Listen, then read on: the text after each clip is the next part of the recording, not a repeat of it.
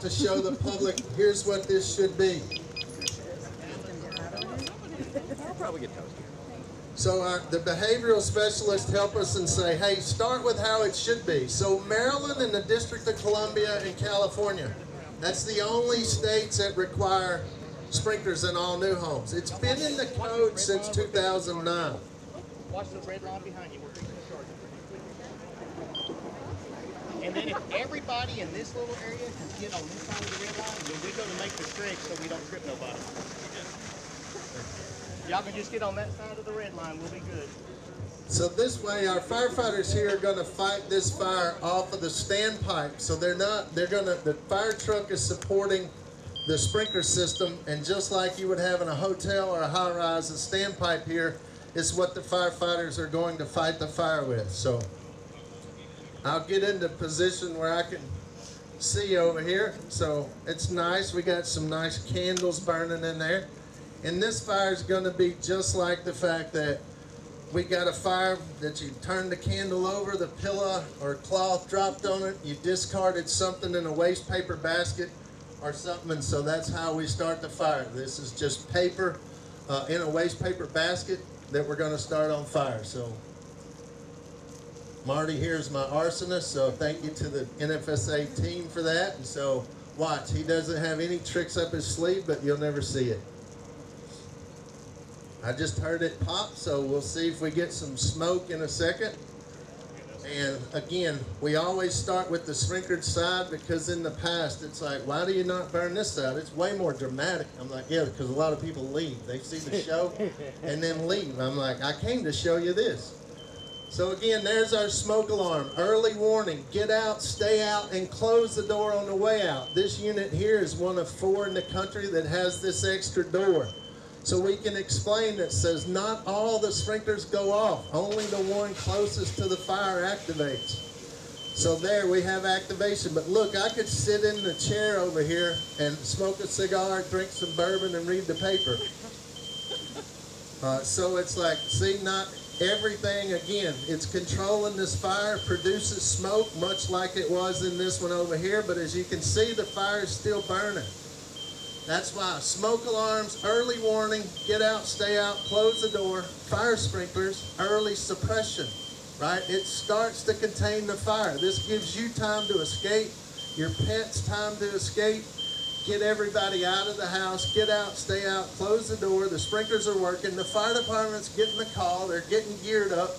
In the country, 6 to 10 minutes, 6 to 10 minutes. As you'll see over here, you do not have 6 to 10 minutes to get out of your house. And so the result is this. But as we say again, and you can look at this when we get finished, feel free to take up. We'll let the firefighters. All right, guys, you can go ahead and put that out and mop it up. So again, our firefighters, let's give a hand to our firefighters. We couldn't do this.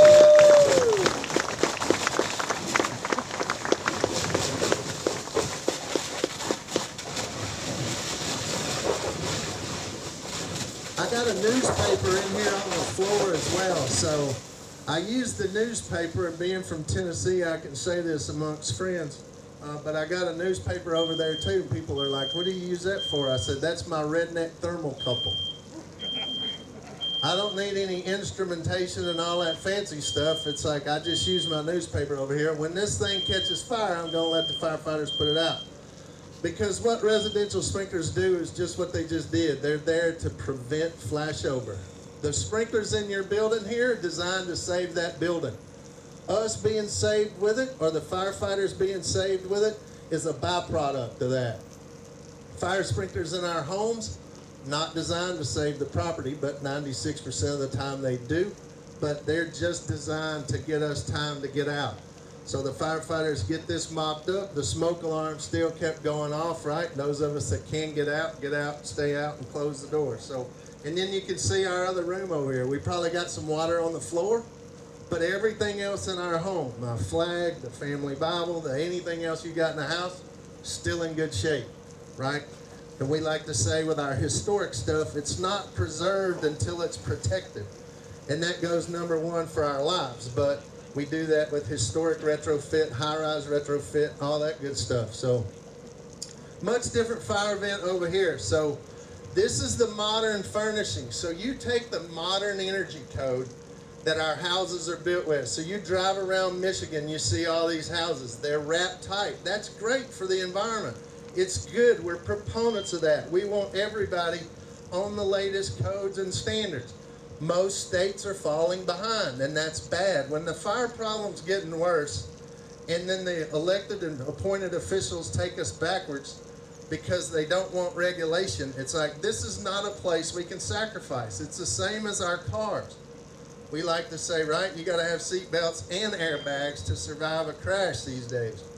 You gotta have all the components here that you just seen. If you're missing one, this is what happens.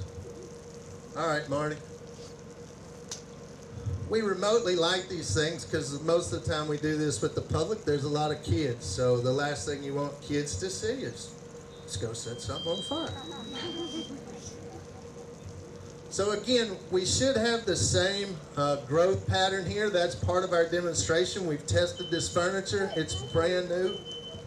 There's the smoke alarm going off. So again, get out, stay out, close the door. And now, as you watch this fire grow, though, just think about the fact that at the ceiling up there, because of this smoke, so that couch is turning into that smoke. So smoke is fuel, and that's what kills us. That's what kills the firefighters as well, because we underestimate the power of this thing when it goes to flashover. And nobody can predict that. Even the best firefighters cannot predict when this smoke's going to light off. Because if you think about this smoke you're seeing here, that's going out. So in a 1,000 square foot house, it's going to be filled up in a matter of seconds. In a 3,000 square foot house, a 5,000, a 10,000, naturally it takes a little longer. But as you see this fire now, you're like, well, this fire is getting a little lazy. And it's not. So you hear the smoke alarm. So the smoke alarm is getting a funny sound to it now because it's probably 600 degrees at the ceiling. I can see the television in there melting down. And then we use our plexiglass because there's no place in Michigan hardly that you would have an 8-foot wide opening to your living room here, right? So your house is sealed up tight. But this smoke is getting superheated now, and it's pushing that heat down. So as you see that smoke layer get thicker and thicker at the top, that's where we're going with flashover. And so as this thing goes, I can see the TV now melting down. It's catching this other chair on fire, and this is where, again, people underestimate the fact that I've got time. Again, if all this smoke that's going out would have been going in the house, the temperature would have went up faster than what we have here in our demonstration. But now watch how fast this goes. So I'm watching my newspaper now on the floor. Now you can see in this other room that it's still separated. So get in a closed door, look at my newspaper. That's what we know is flashover, and you can see how that happened in a matter of seconds instead of a matter of minutes. Look, it's rolling. Go ahead and hit it, guys.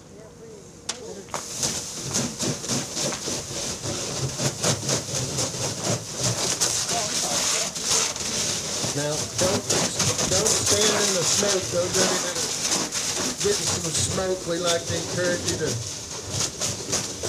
move. But you see how much water it took him to put that out versus how much water we used in the sprinklers. Now look at the room with the door closed. You can see now when he hit that with that water, look, it charged that because it pressurized that room. So even with the best, it still put some smoke in there. And look, we like to say this side over here is damaged. This side over here, destroyed, right? Everything in your home that was not behind a closed door is ruined because that high pressure and high temperature is going to ruin everything else in the house. And we know we burned a 3,200 square foot house inside UL's lab. And in 4 minutes and 10 seconds, that package of furniture had everything. There's no survivability in that house in 4 minutes and 10 seconds. So we'll let the firefighters mop that up. And then you can feel free to take a walk through the sprinkler trailer. And then when this gets done, you can feel free to come up, take a look, take pictures. But thank you all. Thank you for having us. Thank you for being here. Thank you, Viking. God bless you. Stay well.